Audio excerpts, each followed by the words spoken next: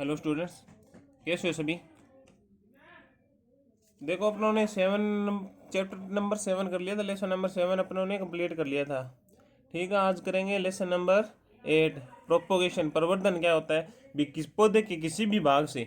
Simple सी बात है, पौधे के किसी भी भाग से, चाहे वो बीज हो, चाहे उसकी पत्ती हो, चाहे उसकी कलम हो, चाहे उसका तना हो, चाहे जो सकर्स निकले हो साइडों से, जो उन सभी से किसी भी भाग से नए पादप को तैयार करना प्रवर्धन कहलाता है। ठीक है, अब देखो प्रोपोगेशन। प्रोपोगेशन क्या होता है, पौधों की संख्या में सतत बढ़ोतरी करने की क्रिया को पादप प्रशासन या प्रवर्धन कहते हैं। इसे बीज लैंगिक प्रशासन या वानस्पतिक अलैंगिक प्रसारण या उत्तर संवर्धन यानी टिश्यू कल्चर तरीकों द्वारा किया जाता है। टिश्यू कल्चर में क्या होता है, टिश्यू कल्चर में सिंपल सी बात है, देखो लेब में क्या है, जो भी जैसे अपने कोई छोटी पत्ती ले ली या कोई छोटा पार्ट ले लिया किसी पौधे का, उसे क्या संवर्धन माध्यम पर अपने तैयार करना, जिससे नए पादप तैयार हो सके, इसे कहते हैं टिश्यू कल्चर, किसी उत्तक के द्वारा। ठीक है, बीज द्वारा प्रशासन शरण, सीड प्रोपोगेशन। ठीक है, बीज द्वारा तैयार किए गए पौधे बीजू पौधे कहलाते हैं, यानी सीडलिंग कहलाते हैं। अब देखो बीज द्वारा प्रसारण प्रसारण के लाभ। अब देखो लाभ क्या है इसके, कम खर्च, आसानी से तैयार हो जाते हैं। बीजू पौधे विभिन्न जैविक अजैविक तनाव को सहन कर सकते हैं, ज़्यादा सक्षम होते हैं, यानी कि किसी भी स्ट्रेस, जैसे गर्मी ज़्यादा है, सर्दी ज़्यादा है, तो बीजू पौधे क्या है, उसको उस स्ट्रेस को क्या है सहन कर सकते हैं। अब देखो प्रसारण ये सरल विधि है। ठीक है, तथा पौधे की दीर्घायु वाले होते हैं, यानी कि लंबे समय तक पौधे फल देते हैं, या वो जैसे मान लो कोई फूल वाला है, कोई फल वाला है, वो देंगे। ठीक है, अब देखो प्रजनन कार्य एवं या किस्म सुधार बीज द्वारा किया जाता है। ठीक है, प्रजनन कार्य किस्म सुधार यानी कि प्रजनन द्वारा किस्म सुधार होता है इसका भी, किसी भी अच्छा प्लांट हो, किसी में ज़्यादा यानी कि फल फ्रूट लगते हो, किसी या सब्जी लगती हो, कोई अनाज वाली है या कुछ भी है, उसमें क्या है बीज किस्म सुधार करते हैं। अब देखो कुछ फलदार वृक्षों में बहुपूर्णता यानी नींबू जामुन के कारण बीज पौधे मात्र वृक्ष के समान गुणों वाले होते हैं, तथा कुछ पौधों में वानस्पतिक प्रसारण नहीं होता, अर्थात आर्थिक दृष्टि से उपयुक्त नहीं होते, जैसे पपीता, फालसा, मैंगोस्टीन। ठीक है, देखो मैंगोस्टीन है ना पौधा, जैसे पपीता पौधा हो गया, ये क्या है सेक्सुअल, यानी कि जैसे वनस्पतिक प्रसारण नहीं होता, यानी किसी भी पार्ट के द्वारा इनका पौधा नया तैयार नहीं किया जा सकता, इसके लिए इसका बीजों का ही उपयोग किया जाता है। अब देखो इसके लाभ तो हो गए, अब देखो बीज प्रसारण या सीड प्रोपोगेशन के हानि क्या क्या है इसकी। इन पौधों में मात्र वृक्ष के समान गुण नहीं होते, अर्थात ट्री टू टाइप नहीं होता, यानी कि अपने माता पिता के समान गुण वाले नहीं होते। ठीक है, बीजू पौधे लंबी अवधि के बाद फलन में आते हैं, यानी कि लंबी अवधि, यानी कि जैसे मान लो कोई भी किन्नू का पौधा है, जैसे एक तो हो गया अपने उसके द्वारा टिश्यू कल्चर के द्वारा, तो वो साल में ही फल या 1.5 साल में फल देना शुरू कर दे। और इसमें क्या है, बीजू पौधे में ये कम से कम 6-7 साल ले, यानी कि वो जो 3-4 साल का गैप है वो रहेगा। देखो पौधे की लंबाई आकार अधिक होने से प्रबंधन व्यवस्था अधिक होती है।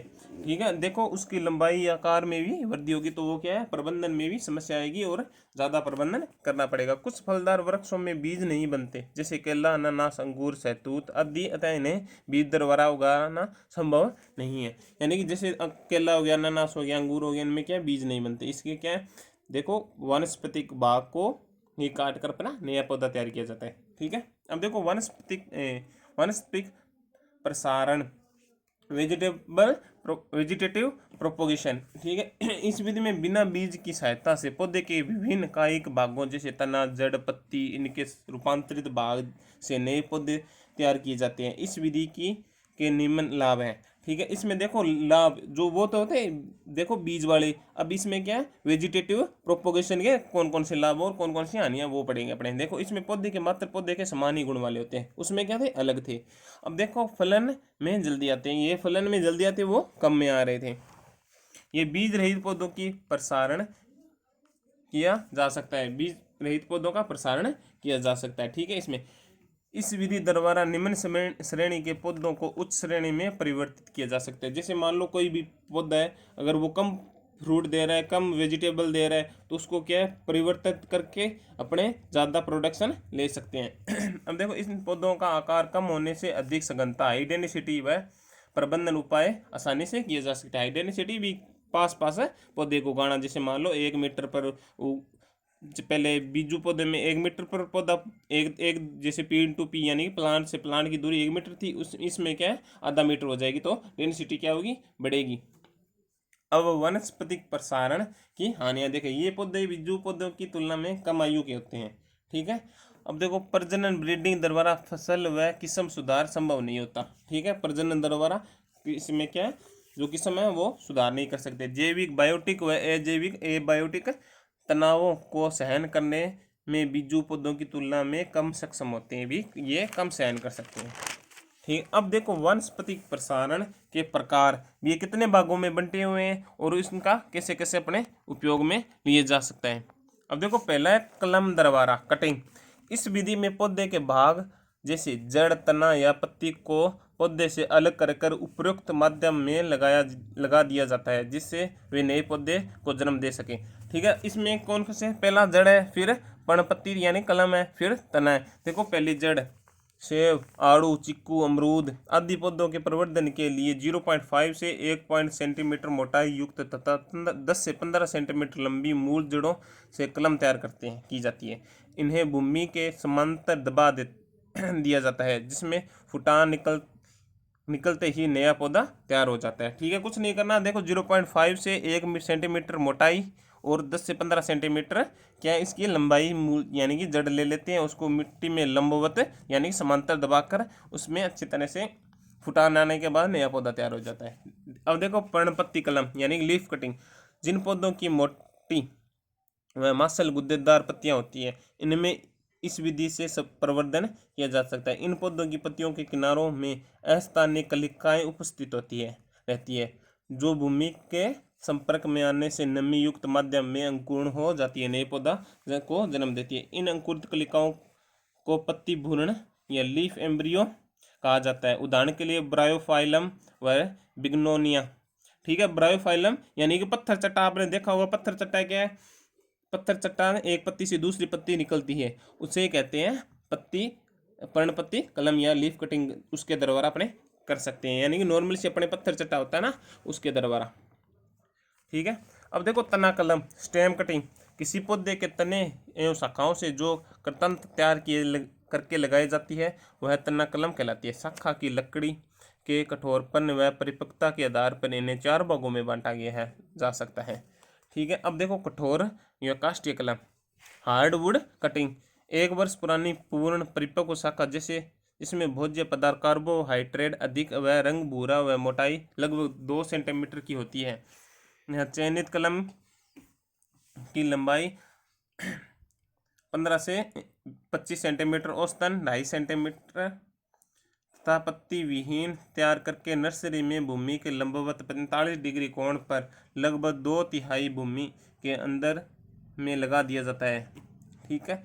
इन कलमों में पहले पत्तियां तथा बाद में जड़ें निकलकर लगभग 60 से 70 दिन में पौधा तैयार हो जाता है। उदाहरण के लिए अंगूर में इसके क्या करते हैं, अपने तैयार करते हैं। देखो इसमें क्या है 2 मीटर सेंटीमीटर का, देखो मोटाई वाला भूरी और थोड़े भूरे रंग में मोटाई 2 मीटर होनी चाहिए। एक हार्डवुड कटिंग यानी कठोर काष्ठीय कलम लेते हैं, ठीक है। इसको क्या चयनित कलम की लंबाई कितनी होनी चाहिए, 15 से 20 सेंटीमीटर, ठीक है, सेंटीमीटर, और औसतन एक ये 2.5 मीटर होना चाहिए था मुझे, 2.5 मीटर तो बहुत ज़्यादा होता है, सेंटीमीटर कर लो इसको, ठीक है। अब देखो इसमें नर्सरी के लंबवत 45 डिग्री कोण पर लगभग 2/3 यानी 45 डिग्री ऐसे थोड़ा सा झुका हुआ, थोड़ी सी झुकी हुई शाखा को, ठीक है, ऐसे थोड़ी सी झुकी हुई शाखा को क्या करते हैं 45 डिग्री पर लगाकर इसको अच्छी तरह से पानी और उर्वरक देने से इसमें क्या 60 से 70 दिन में क्या है जड़ें निकलनी और पत्तियां निकलनी शुरू हो जाती है, नया पौधा तैयार कर सकती है। अब देखो मध्यम कठोर काष्ठीय कलम सेमी हार्डवुड कटिंग। ये कलमें 6 से 9 माह पुरानी पिछले मौसम की वृद्धि वाली शाखाओं से तैयार करते हैं तथा पत्ती विहीन रखते हैं। इसकी लंबाई भी कठोर काष्ठ कलम के समान ही रखते हैं। अनार, अंजीर, लेम, वनस्पति आदि, यानी इसमें क्या है देखो ये ज़्यादा कठोर होती है, ये थोड़ी हल्की कम कठोर होगी, जो क्या है पिछले 6 से 9 माह में तैयार हुई हुई कलम होती है। ये कितनी थी, 1 वर्ष पुरानी। इसमें लंबाई कितनी रखते हैं, इसके जितनी ही लंबाई रखेगा 45 डिग्री कोण पर ऐसे तिरछा खड़ा कर कर उसमें क्या है, परिवर्तन करवाया जाता है। ठीक है, अपना ये देखो तना कलम में एक और है, वो है सॉफ्ट वुड कटिंग। बिल्कुल जो सॉफ्ट वुड कटिंग होगी वो अपने आगे नेक्स्ट वीडियो में करेंगे। और किसी को कोई प्रॉब्लम हो तो वो मेरे को बताना, और आपको एक क्वेश्चन, 1 या 10 क्वेश्चन मैं दूंगा, वो मेरे को कर कर दिखाने हैं। और जो पहले मैंने क्वेश्चन दिए थे उनका बस 1-2 स्टूडेंट्स का उसमें रिप्लाई आया था, भी सर ये हो गया हमारे क्वेश्चन, उन्होंने बहुत अच्छा किया था। और मैं आपको सभी को बोल रहा हूँ, ये जो क्वेश्चन करवा रहा हूँ उनको लिखने हैं और उनको करके देखने हैं और मेरे को बताना भी है। ठीक है, इसमें आपका ही फायदा होगा। ठीक है, और देखो ये अपना लेसन नंबर 8 है ना, थोड़ा सा डिफिकल्ट है, क्योंकि इसमें क्या है, प्रवर्धन की बहुत विधियां हैं और अच्छे से समझना है। वीडियो को ज़्यादा से ज़्यादा देखोगे तभी समझ में आएगा। ये इतना हार्डवुड कटिंग है और जो सॉफ्टवुड यानी सेमी हार्डवुड कटिंग है जो, या सॉफ्टवुड कटिंग है, कुछ समझ में नहीं आएगा अभी कैसे की है कैसे नहीं, कैसे अपने पैच बडिंग करते हैं, कैसे टी कलिकाइन करते हैं, कैसे एच कलिकाइन करते हैं, ये सभी इसमें पढ़ेंगे। तो अच्छी तरह से वीडियो देखो, इनको समझो। कुछ समझ में नहीं आ रहा तो वो मेरे से पूछो। ठीक है, okay, have a nice day, thank you.